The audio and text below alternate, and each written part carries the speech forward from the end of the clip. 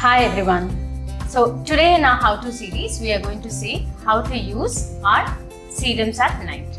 So generally, before we start off using our serum at night, the first thing to do is remove makeup if any thoroughly, and then see that your face is cleansed. Now after cleansing your face, let it dry for about a good 5-10 minutes. When you're applying the serum on your face, see that the face is not very damp, because if you're starting to use it for the first time, it might tend to irritate your skin.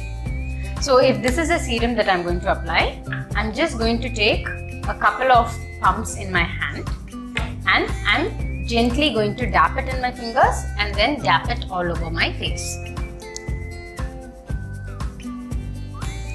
And my neck.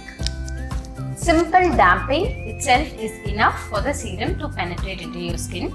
Please do not massage your serum.